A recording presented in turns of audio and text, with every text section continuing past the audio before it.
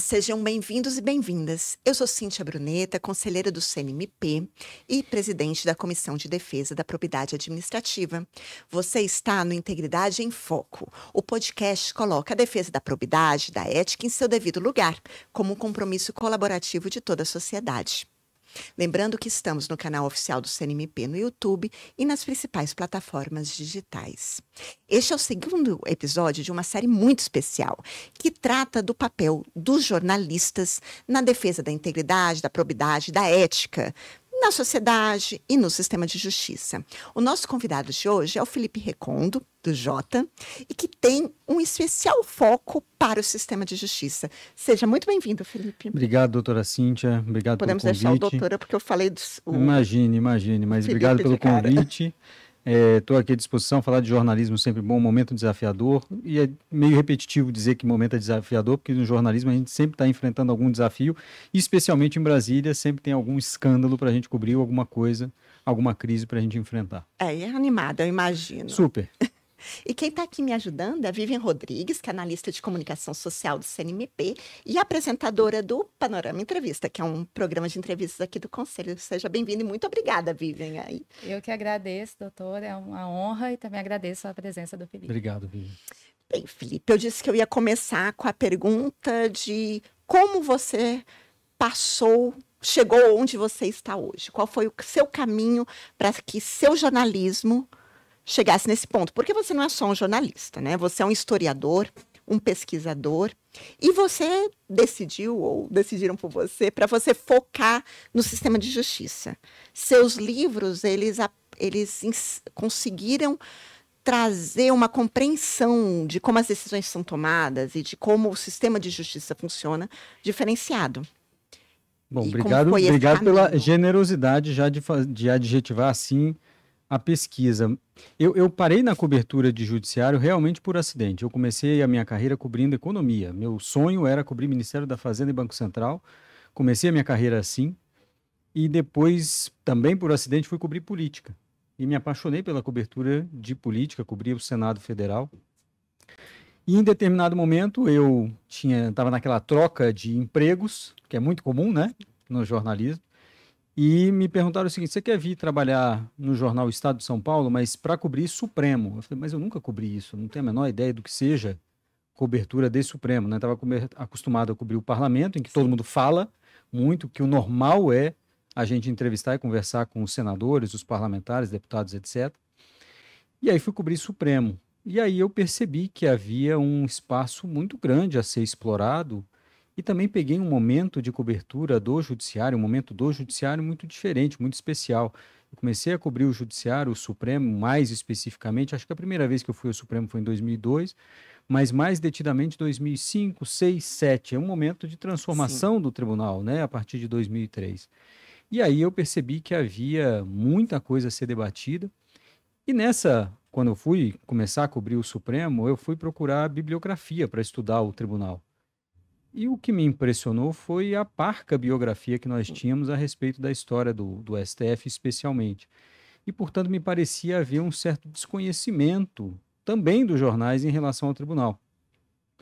E daí, escrever livro não estava, obviamente, nos meus planos, mas eu percebi, olha, aqui é um espaço ainda a ser explorado pelos jornais. E tinha uma coisa muito objetiva, Vivian vai entender isso muito bem, que é qualquer coisa que eu escrevesse sobre o Supremo tinha grande chance de virar manchete do jornal. Então eu pensava o seguinte, olha, aqui eu tenho um baita estímulo para permanecer nessa cobertura, porque o tribunal está decidindo muitas coisas importantes, vamos pensar, o Supremo estava avançando em algumas... Foi o início da TV Justiça? Foi de começar a televisionar? Foi 2002, né? Já tinha um certo televisionamento, mas o que tinha ali era uma ascensão daquela nova fase do Supremo, né? Como alguns ministros diziam, não é? A velha guarda estava saindo e a nova guarda, digamos assim, chegando. E o tribunal decidindo muitas coisas importantes, né? E todo mundo prestando atenção no Supremo e os ministros muito abertos também, né? Assim, muita crítica que se faz hoje aos juízes que dão entrevista ou falam. Eu vivi e me beneficiei muito disso. E percebi também o estímulo que os jornais davam também para essa disposição dos ministros de darem entrevista. E aí, eu estou falando de 2005, 2006, 2007, passei a cobrir o tribunal E chegou em determinado momento, você falou dos livros, né? Que eu via que ainda tinha alguma coisa que estava sem muita explicação.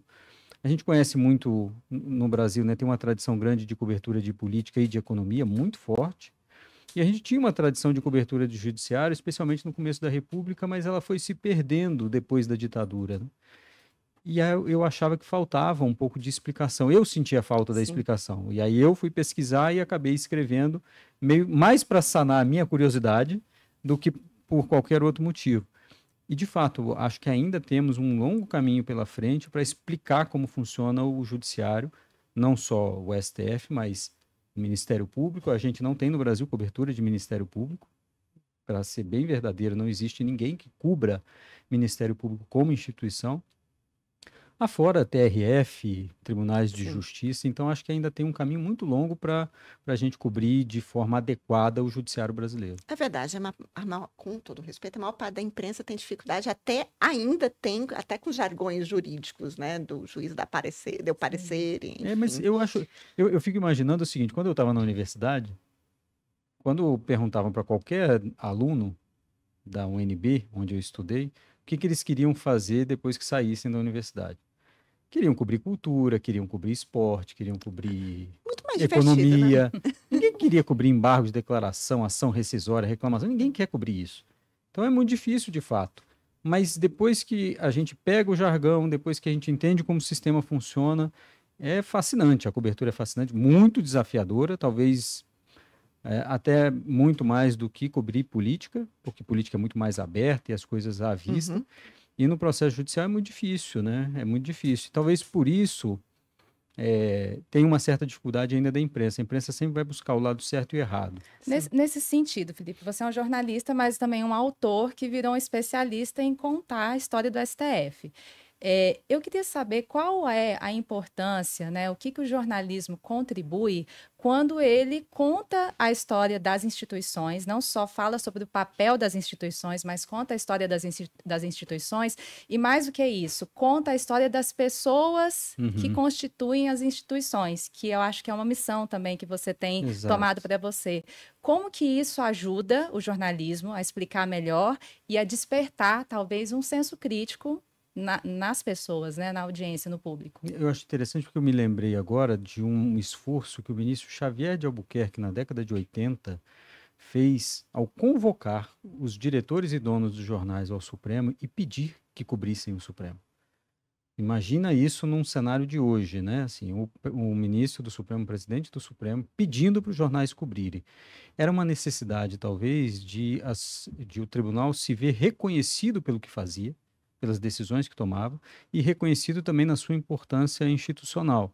Eu fico imaginando se o tribunal passasse, o judiciário como um todo, pelas dificuldades que passa, né, está sempre desagradando alguém, sem essa apreensão pela sociedade da importância do sistema de justiça ou de um tribunal específico, como ele seria fragilizado. Então, mostrar decisões do tribunal, como ele funciona, explicar para as pessoas a função do tribunal, que eu acho que essa, por exemplo, voltando, né, como a gente está falando um pouco de Supremo, mas a dificuldade das pessoas entenderem para que serve o Supremo, explicar isso é fundamental para que tenha um pouco de clareza também, para saber o seguinte, em que guichê que eu vou reclamar como sociedade? Eu vou reclamar no guichê Supremo, no guichê Congresso ou no guichê Executivo? E eu acho que existe uma grande confusão ainda em relação a isso. E contar das pessoas é, para mim, uma das coisas mais fascinantes, porque a instituição é feita por gente, evidentemente, né? E compreender como um processo é decidido também passa por compreender o que aquela pessoa pensa. Então, eu, quando fui escrever o livro sobre ditadura militar, era um grande desafio para mim, porque eu não conhecia ninguém, né? Eu tinha entrevistado daqueles ministros apenas 2. Não tive a oportunidade de conhecer as pessoas. Eu não sabia se eram altos, se eram baixos, se falavam mais alto, se eram mais contundentes. Isso faz muita diferença para você entender um debate em colegiado, né? O colegiado como é o Supremo. Então, para mim, era muito importante também explicar que a instituição é feita por essas pessoas com os seus defeitos, para as pessoas também não acharem que são os deuses que tomam decisão, porque não são deuses que tomam decisões. São pessoas como nós, com seus defeitos e suas características. Um pouco de descrever isso era tentar mostrar para as pessoas, ó, essa figura aqui é de carne e osso e ela pensa assim. Então ela tomou essa decisão. Um pouco para tirar o Supremo e o sistema de justiça de um pedestal. Eu me lembro, e paro de falar, porque se deixar eu fico aqui o tempo todo, mas eu me lembro quando eu comecei a cobrir que se repetia o mantra de que decisão judicial não se discute, se cumpre. E ninguém mais fala isso. Que decisão judicial não se discute. Bônus e ônus, né? Exatamente. Para mim, como jornalista, é só bônus nesse sentido, né? A decisão vai ser cumprida, mas a gente vai discutir e muito. Ainda bem, já é uma grande evolução no debate a respeito do judiciário brasileiro. Mas eu conheci o Felipe, acho, em duas circunstâncias ligadas à formação de juízes, né? Que não me lembro qual foi a primeira. A primeira foi na Infam. Na STJ, eu não sei se era o ministro Humberto Martins, que era o diretor. Lembra que a gente ministro Og. A gente não era? A gente foi talvez ou era, mas foi um papel sobre imprensa, e era sobre crise de comunicação, né? E vai saber por quê. Eu estava na mesa para falar sobre como o judiciário enfrenta crises de comunicação. E eu me lembro que antes do painel, você colocou meu nome no Google. Não sei se você lembra. Lembrei. Ele, quando viu que, em vez de olhar meu currículo, ele colocou meu nome no Google, né? Daí ele estava lá, primeira manchete. Juiz é acusada de ameaçar procuradores em Alagoas. Exatamente. Daí você disse assim, parecia que você estava com uma arma embaixo do teclado. E a gente conversou sobre isso, mas a segunda foi, lembrando dessas duas vezes só porque foi para os novos juízes, o TRF da 5ª Região, num módulo que era exatamente para compreender como as pessoas decidem, como os juízes decidem, como que as nossas instituições são formadas, né? Porque, enfim, eram juízes que iam entrar nessas instituições, iam fazer parte delas, inclusive em termos de comunicação. Mas é bem interessante essa contextualização. Agora, contextualização, e falando aqui numa perspectiva de juíza, entendeu? Eu sou juíza há 20 anos, e toda vez que o Supremo é atacado, a primeira instância sofre. No sentido de... Eu me lembro muito, no Mensalão, eu era juiz, acho que em Mossoró, na época, e eu conto sempre essa história, que como os advogados chegavam do Supremo e chegaram a gritar com ministros na época, eles começaram a gritar na minha sala de audiência, nas audiências criminais. E questão de ordem, bater na mesa, e que eram coisas que eu não tinha enfrentado nos 10 anos que eu tinha de magistratura antes desse momento. E assim como foi na Lava Jato, né? Porque as grandes crises, elas acabam transparecendo mais. E por isso que essa fragilização institucional, que eu queria saber se é algo que... como é que você enxerga isso? Eu falei do TV Justiça também, porque, por exemplo, eu tenho uma posição de que as sessões não... A minha posição não serve de nada, né? Eu não mando em nada. Mas que as sessões não deveriam ser televisionadas. Já falei isso com várias pessoas e eu sou sincericida, falo aqui publicamente. Exatamente por isso. Porque o papel do sistema de justiça acaba sendo um papel que muitas vezes é muito ingrato, né? Mas eu fico pensando na nossa tradição. Eu lembro de ter... Quando eu comecei a pesquisar sobre o Supremo, um caso me chamou muito a atenção, é um caso famoso do habeas corpus de número 300, que foi julgado depois de uma conturbação que houve no começo da República. E aí, quando o assunto foi ser julgado no STF, as pessoas podem procurar, inclusive, os registros disso. O plenário do Supremo estava abarrotado de gente. E tem imagens do Supremo daquela época. Ou seja, a nossa tradição sempre foi... na parte, ou nesse assunto, na cobertura judicial, de transparência nesse nível. Sim. De, inclusive, o presidente do tribunal à época ter de pedir silêncio às pessoas porque elas aplaudiram o voto vencido. Portanto, eu acho que isso já faz parte da nossa tradição e acho, primeiro, improvável, segundo, impossível que a gente volte atrás, mas também fico naquela dúvida o seguinte, se hoje o tribunal decidisse julgar determinado político numa ação penal e o fizesse em segredo, se aqueles apoiadores desse político concordariam e aceitariam da mesma forma que aceitariam se fosse em público. Ou qualquer outra questão importante para a República, se essas pessoas não desconfiariam de um certo acordo, de um certo conchavo. Julgar em público, ao menos dá um mínimo de satisfação para as pessoas. Ainda acho que a nossa cobertura jornalística, e falo isso como repórter também e analista no Jota, deveria migrar também para uma discussão sobre argumentação jurídica e fundamentação das decisões. Porque hoje o que a gente assiste bastante, e fazendo meia-culpa aqui como repórter que sou, como jornalista que sou, são jornais escrevendo ou descrevendo o resultado de um processo. Sim. Mas sem olhar os fundamentos. Então, vira e mexe, alguém me pergunta, e a senhora já deve ter passado por isso várias vezes. Agora foi para a senhora, né? Foi. Que é alguma pessoa perguntar o seguinte, não, mas tem um caso assim, assim, assado, o que deveria ser decidido? Depende do que está no processo, tem que ver as circunstâncias, tem que ver os argumentos. E é muito difícil que a gente enxergue isso nas matérias dos jornais. A fundamentação do voto, por que chegou a essa conclusão, até para que a sociedade faça um juízo do acerto ou erro da decisão. O que muitas vezes vai aparecer é um certo juízo editorializado em cima do resultado. Sim. Mas não existe nada melhor do que cobrir algo e ir para essa cobertura com uma página em branco. Pegar um processo e falar, eu não tenho a menor ideia do que eu acho desse processo, eu vou ouvir os argumentos.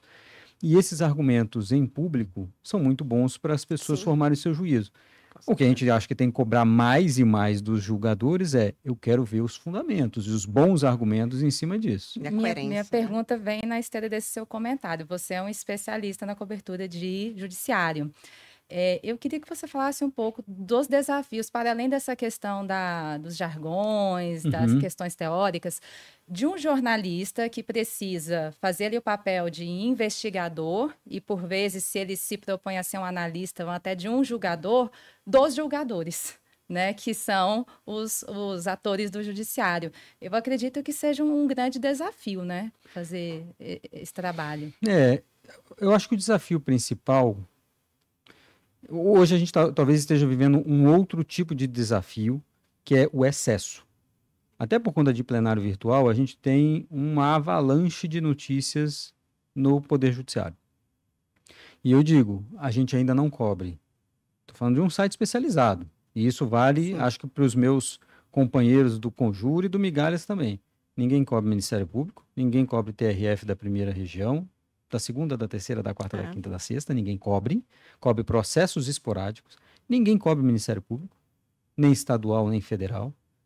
A cobertura de CNMP, as pessoas vêm para um caso esporádico, não cobrem o conselho como deveriam. O CNJ, eu lembro que eu cobria, já não cobrem mais.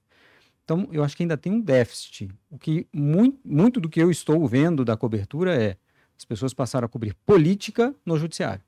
E isso é muito diferente de cobrir judiciário. Cobrir judiciário é pegar processos que sejam criminais, ambientais, etc., e tentar ver como o judiciário está decidindo, com base em que fundamentos, que argumentos, quais as consequências das decisões, a legitimação do tribunal para decidir aquela questão. Isso é muito difícil. Cobrir um processo técnico como esse, como eu tento fazer, né, eu migrei a minha cobertura, eu trabalhava no Jornal do Estado de São Paulo, crio o Jota para fazer uma cobertura mais sobre processos mais técnicos e de impacto econômico, fiscal, social e tal. A gente faz uma cobertura mais em cima do caso concreto, ouvindo os argumentos de lado a lado, partindo do pressuposto que um processo tem pelo menos dois lados, mas fazendo essa cobertura técnica, tentando expor exatamente os argumentos de um lado e de outro. Mas nós temos uma avalanche e, às vezes, a gente tem uma certa dificuldade. E aí vai aqui uma crítica ao que eu assisto hoje no Supremo, que no passado eu acho que eu tinha uma previsibilidade maior de como um tribunal ia decidir. Isso acho que vale para o STJ de certa forma também. Hoje eu chego no julgamento sem a menor ideia sobre como aquilo vai ser decidido. O que passa para mim, que cubro há 20 anos, e vai passar para a sociedade também, é uma noção de que tudo pode num processo. E não é bem assim. Existem respostas corretas para um processo judicial, não é que tudo pode. E eu estou fazendo, inclusive, sem querer fazer o merchan, mas uma série entrevistando professores de direito constitucional no Brasil, para perguntar o seguinte para eles: qual é o desafio de vocês hoje, dentro de sala de aula, diante deste cenário? E alguns dizem: o meu esforço é tentar mostrar para os alunos que existem fundamentos, existem razões para uma decisão judicial, para o judiciário funcionar dessa forma. Tirar os alunos de um campo de confundir o judiciário com a política. Sim. E isso está muito difícil realmente de a gente separar. Houve circunstâncias no passado recente que misturaram as coisas, mas eu acho que tem sido difícil a gente conseguir separar e explicar para as pessoas que essa decisão tem um fundamento técnico, tem um contorno político. Mas separar isso é muito difícil para o leitor hoje em dia. E nessa perspectiva de desafio, que eu estava pensando, né? Pensando o que mudou também no Supremo. O Supremo, né, fora a questão das decisões e das ações de decidir, o Supremo hoje, e inclusive a partir lá da primeira declaração do estado de coisa inconstitucional, né, ele mudou um pouquinho a figura. Ele literalmente, e eu acho acertado, não é uma crítica, mas assim, ele assumiu o papel de uma espécie ou de coordenador ou de facilitador da construção de políticas públicas mesmo, né? Então, a gente está falando de uma política um pouco diferente. E eu vi muitas críticas em relação a isso, né? Em relação a como que o Supremo se coloca neste papel sem o conhecimento do contexto todo, só com base em algo mais teórico. Mais abstrato, Mais né? abstrato. Como é que você vê essa questão? Uma coincidência. A vez que eu fui ao TRF da Quinta, para esse curso, foi com o Edilson Vitorelli, Sim. que foi o relator do projeto no Senado sobre os processos estruturais. Acho que tem um problema de o Supremo trazer a definição da política pública, mas assumir o risco do erro da política pública também. Sim. Porque acaba que ele vai se tornar responsável pelas consequências daquela política pública. Isso. Quando é o Congresso Nacional, o Congresso manobra rapidamente para aprovar uma nova lei para corrigir os erros. O Supremo vai ter os mesmos instrumentos para corrigir? Será que vai ter? Talvez não. E o fôlego, né, para conduzir algo assim? Eu acho até que neste tribunal, eu acho que nunca tivemos uma composição do tribunal tão forte e com tanta facilidade para fazer política. Acho que nunca tivemos na história. Talvez em outro momento, pós-ditadura militar, em que a ditadura trouxe parlamentares para dentro do Supremo, talvez a gente tivesse essa força política, mas muito limitado, não tinha poderes e nem instrumentos para decidir. Mas esse tribunal tem muita disposição, capacidade e vontade. Mas isso traz consequências. E as consequências, uma delas é passar a ser alvo de críticas da sociedade. Quando o ministro Fachin, por exemplo, decide numa DPF que a polícia tem que justificar as incursões nas favelas do Rio de Janeiro e começam, né? Ou os crimes acontecem, a gente viu muita crítica ao tribunal dizendo isso é culpa do Supremo. E o Supremo não vai ficar respondendo a esse tipo de crítica. E essa crítica vai pegar. Mas, ao mesmo tempo, aquela decisão command and control, né? Aquela decisão direta, também é complexa. Porque se o Supremo decide, entra no mesmo ponto, né? Exatamente. Porque tem que decidir e lida como? E tem vários outros casos em que isso tem acontecido. E eu estava escrevendo um roteiro para um podcast também, junto com o Diego Werneck, e a gente deixou uma piadinha num dos episódios dizendo que a gente ia falar sobre as 4 letrinhas que mudaram a história do Supremo. As letrinhas são a DPF. Sim. Um processo, uma ação que dá um amplo poder para o Supremo. Entrar nessa definição de políticas públicas, também de proteção de direitos fundamentais, claro, mas que dê uma amplitude de atuação para o Supremo que a gente assiste hoje. E penso eu que muitas das críticas que a sociedade faz hoje ao tribunal, a sociedade também deveria se olhar um pouquinho no passado e ver se não estimulou isso. Eu, por exemplo, sou fruto dessa cobertura, em que qualquer coisa que eu falava de Supremo ou cobria era manchete de jornal. Existia esse estímulo para a decisão, o decisionismo do Supremo. E agora nós estamos vendo um certo movimento no sentido contrário. Talvez tenhamos um equilíbrio daqui a pouco, ou a sociedade tem que entender que foi esse o Supremo construído ao longo dos últimos anos. Esse podcast é exatamente para tentar descrever como o Supremo foi construindo essa capacidade de decisão ao longo dos últimos 30 anos. Isso não foi um estalar de dedos. Sim. Isso foi uma construção ao longo desse tempo todo. Felipe, a gente percebe que você é um pesquisador, né? É uma pessoa que realmente busca entender a história, os documentos históricos, faz ali todo o tratamento dos dados. E assim, eu acho isso muito interessante. Eu queria trazer um pouco isso para o papel do jornalista, principalmente no contexto atual, onde a gente tem uma profusão de informações, de dados, internet, informações que circulam de todas as formas, fake news, né? Um assunto aí da ordem do dia. Eu queria que você falasse um pouco sobre como deve agir o jornalista neste contexto, como você costuma agir, inclusive para poder favorecer o maior esclarecimento da população. Pois é, um grande desafio, Vivi, se você pensar que o que engaja às vezes é a notícia rápida e muitas das vezes descontextualizada. Em alguns momentos, acho que falamos disso, inclusive naquele debate na Infam, sobre uma decisão, isso mesmo, uma decisão do STJ em que a ministra Maria Tereza era relatora de um processo, tomou uma decisão com base na legislação vigente à época do crime e rapidamente aquilo viralizou, nem era tempo de viralizar ainda, mas viralizou, porque houve uma compreensão absolutamente equivocada da decisão. E era uma compreensão, eu não vou nem dizer equivocada, errada. O argumento era errado. Mas aquela matéria foi ganhando tração, ela foi parar na imprensa internacional, a ONU soltou carta, e a matéria estava errada. Então, há momentos em que a gente tem também a função da imprensa, ainda mais com essa profusão de versões, é olhar tudo isso, pegar a bola, bota ela no chão, escreve o que está acontecendo com uma outra visão, com mais contextualização, para mostrar para as pessoas o seguinte: olha, todo esse debate que você está fazendo está se baseando, às vezes, numa premissa falsa. A premissa verdadeira ou factual é essa, e aí você descreve o fenômeno. Mas é muito difícil, porque a velocidade já matou essa pausa que nós temos que fazer para pensar, coletar informação, etc. Então, realmente é um momento muito desafiador. Eu não gostaria nem de falar disso, mas de certo desânimo, porque a gente ainda não aprendeu a lidar com essa velocidade que as redes sociais dão para profusão desse tipo de informação. E é claro que o jornal não vai conseguir fazer frente a isso. Não vai conseguir fazer frente às redes sociais. É preciso realmente achar algum caminho para chegar às pessoas. E também acho uma certa inocência e um romantismo dos jornalistas acharem que as pessoas vão entrar no jornal ao fim do dia e falar: não, eu ouvi tal coisa, deixa eu ver se é verdade. Isso não vai acontecer.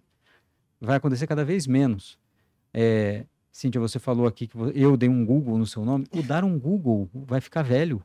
Já é da nossa geração, já não é mais existente. A pessoa vai entrar na inteligência artificial e vai coletar ali alguma informação a respeito daquilo. Então, isso cada vez menos vai acontecer. E essa fase de mudança, claro que gera esse certo desânimo, porque a gente não sabe como lidar. Por enquanto, a gente vai continuar trabalhando dessa maneira, mas a gente precisa achar instrumentos para chegar à pessoa que pegou a informação equivocada e dar a ela um pouco mais de contexto para ela formar o juízo dela. E acho que ninguém achou muito bem ainda esse caminho. Deixa eu te perguntar uma coisa, agora uma curiosidade. Eu ia te pedir para fazer um exercício de predição sobre a lei de improbidade, mas vou te poupar disso. Melhor. Eu ia fazer, mas enfim. Mas vou perguntar. Tem a Label Theory, que fala do rotulamento, e temos o rotulamento midiático, que tem livros escritos, inclusive falando sobre a influência na decisão do julgador, pelo rotulamento da mídia. Como você enxerga isso, se você enxerga isso nos nossos tribunais, para também não ficar limitado ao Supremo? Você enxerga que a mídia, que o jornalismo tem influenciado em decisões? O rotulamento fala normalmente de indivíduos, né? Mas vamos pensar no rotulamento de uma forma mais ampla. a visão da imprensa tem atualmente influenciado nas decisões ou você acha que passamos já dessa fase? Eu acho que influencia, mas acho que tem uma vantagem. E só fazendo um pequeno pensar da improbidade, por exemplo, o tempo do judiciário é muito diferente do tempo da mídia, o que é muito bom. Sim, é verdade. O que é muito bom. E mesmo a imprensa não gosta disso, né? A gente critica muito, por que demora para decidir um caso no Supremo, etc. Eu vejo os meus amigos que discutem muito o tribunal, estudam o tribunal, defendendo que tem a pauta, prazo para vista, etc. E eu, em determinados momentos, digo, eu acho melhor que não tenha prazo, justamente para que tenha mais reflexão. Sim. E, claro, a sociedade pode cobrar, não, por que não devolve? Aí pressiona o tribunal para que devolva, mas o prazo, às vezes, faz com que o tribunal tenha que decidir em cima do lance e num calor que às vezes é indesejado para uma decisão judicial. Isso é amadurecimento, né? Exatamente.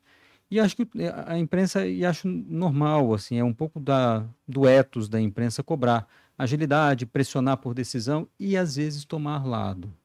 Às vezes tomar lado numa questão judicial.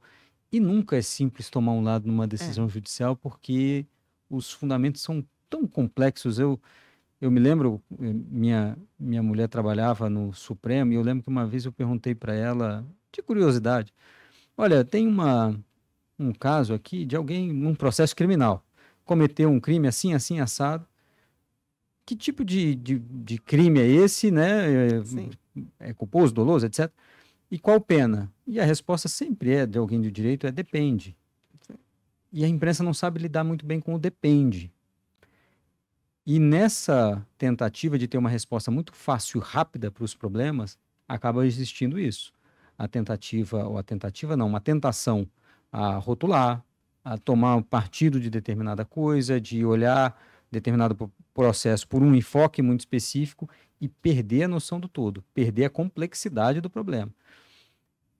E num processo judicial, repito isso, há pelo menos dois lados com bastante razão, geralmente, com bastante razão. E cabe ao tribunal decidir. A imprensa, eu acho que não tem a capacidade de decidir nada pelo judiciário. E depois, aquilo que eu mencionei antes, cabe à imprensa aí sim analisar a argumentação, justificação para a decisão, consequências e também o comportamento dos juízes ao tomar aquela decisão. Né? Se tem algum tipo de ato indevido do juiz, do advogado, alguma mistura de interesses, etc. Mas esse é um desafio também, dar essa complexidade necessária para a decisão, sem correr o risco, cair na tentação de rotular e dizer, esse caso aqui deveria ser assim ou assado. Olha, mas eu vou dizer na perspectiva de judiciário, algo que você faz bem, que a imprensa faz bem, em regra, é que ela cria um poder de constrangimento para melhorar o exercício argumentativo. Sim. Então, muito do que é trazido não está nos autos, às vezes, e não é que vai ser considerado, mas exigir um exercício argumentativo melhor, que foi o que você falou, eu acho que é algo que eu já senti, inclusive, nos meus próprios processos. Naqueles que chamam a atenção da mídia, é claro que eu paro, olho, porque inclusive eu vejo coisas que eu não via dentro do processo e sei que, embora não esteja no feito, tem que ser de alguma forma abordado pela decisão. Algo que a gente tenta fazer no Jota muito é criar uma espécie de ambiente para que as partes possam falar, porque o processo ele é frio, ele tem o seu momento de oralidade, mas ele tem a sua frieza. E tratar esses casos pela via da imprensa, chamando especialista para fazer debates, ou mesmo os advogados, as partes para falarem antes do tribunal decidir, é uma forma de nós tentarmos ajudar os tribunais a decidirem a questão.